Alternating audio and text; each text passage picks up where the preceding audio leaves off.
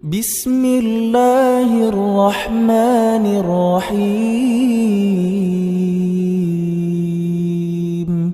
Ustaz, saya pernah melakukan perbuatan maksiat terhadap seorang pria yang bukan mahram saya. Kali ini saya ingin hijrah dan bertobat dengan perbuatan dosa saya. Tobat seperti apa yang harus saya lakukan? Mandi tobat. Habis itu sholat sunat tobat. Habis itu istighfar. Astaghfirullah Rabbal baraya, astaghfirullah minal khataya. Bapak-bapak, ibu-ibu yang punya masa lalu, nanti malam mandi taubat, habis itu sholat sunat taubat, istighfar. Astagfirullah, astagfirullah. Istrinya nanya, kenapa mas ingat mantan? Kenapa? Haruskah saya berterus terang kepada kedua orang tua saya? Ada saatnya kau berterus terang, tapi ada saatnya terus terang itu menyakitkan. Bayangkan, kaulah yang diharap-harapkannya sebagai anak buah hati, belayan jiwa, harapan masa depan. Tiba-tiba ternyata kau ceritakan bahwa segel sudah rusak. Oh, sakitnya dia. Tak tahulah entah macam mana. Segel apa nih Pak Ustaz? Segel botol minuman lah. Segel apa lagi? Semoga Allah senantiasa melindungi Ustaz. Amin. Saya bermimpi bertemu dengan Ustaz Abdul Somad. Masya Allah. Alhamdulillah sampai sekarang yang ngaku mimpi ketemu saya itu dua, anak-anak sama nenek-nenek. Belum pernah anak gadis.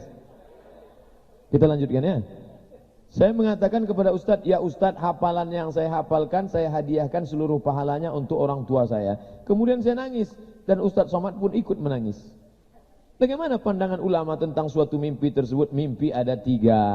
Mimpi yang pertama, ilhamul malaikatul muqarrabin, ilham dari malaikat baik. Yang kedua, dari setan. Yang ketiga, atghasu ahlam, bunga-bunga tidur. Yang tadi siang tidak tersampaian, tercapai di waktu malam. Makanya bapak-bapak jangan melihat anak gadis. Kalau enggak kecapaian, nanti tersebut di waktu malam. Anak gadis, anak gadis. Kalau dia mimpi dari setan menyebabkan kita takut, maka kita langsung baca ta'awuz, tiup sebelah kiri dengan sedikit air ludah. A'udzubillahi samil alim minasyaitonir rajim, a'udzubikalimatillahi tammati min kulli syaitani wa hamati wa min kulli ainin lamah. Kalau dari malaikat amalkan. Nah, mimpi ini kira-kira dari mana ini? Insyaallah dari malaikat karena isinya baik, menghadiahkan pahala bacaan untuk orang tua. Apakah bacaan Al-Fatihah untuk orang tua itu sampai?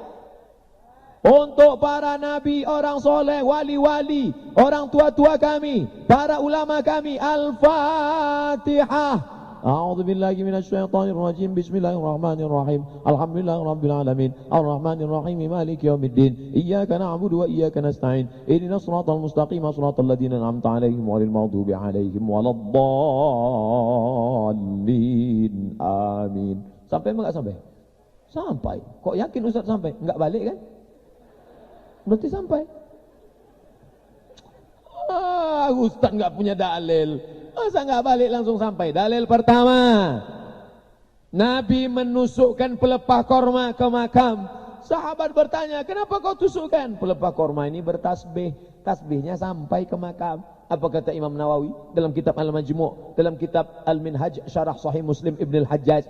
Kalau tasbih pelepah korma sampai, apalagi bacaan Quran orang beriman. Tapi jangan gara-gara ini nanti selepas mati dia berwasiat, kalau aku mati tolong tanam rambutan di atas kuburku. Kenapa? Kelepah korma dengan buah-buahnya bertasbih sampai ke makamnya, menunjukkan bahwa tasbih pokok korma sampai.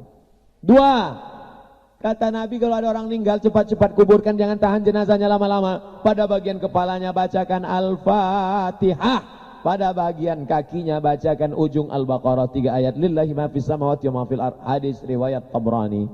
Kata Imam Ibnu Hajar Asqalani, isnaduhu jayyid, sanadnya baik, bisa diamalkan. 3, Abdullah bin Umar bin Khattab berpesan, nanti kalau aku mati, bacakan pada bagian kepalaku awal Al-Baqarah alif lam mim zalikal kitabul la raiba fihi 5 ayat. Pada bagian kakiku bacakan akhir Al-Baqarah 3 ayat. Lillahi ma fis samawati wa ma fil ardh. Buka kitab Ar-Ruh, ditulis oleh Imam Ibnu Qayyim Al-Jauziyah, murid Imam Ibnu Taimiyah. Itu menunjukkan bacaan Quran untuk orang mati sampai. 4, kata Imam Nawawi dalam kitab Majmu', dalam kitab Al-Azkar. Apa kata Imam Nawawi? Wa in khatimul Quran, kalau mereka sanggup mengkhatamkan sekhatam Al-Quran, fahuwa hasanun, yang paling afdal, yang paling bagus, yang paling the best. khatamkan sekhatam Quran 30 juz. Kalau enggak sanggup, hatinya Quran. Hatinya Quran itu apa? Yasin wal Qur'anil Hakim innaka laminal mursalin. Tak sanggup Yasin, paling bawah Ummul Quran Al-Fatihah. Ummul Quran pun tak sanggup, mati ajalah. Itulah yang dapat saya sampaikan pada kesempatan kali ini.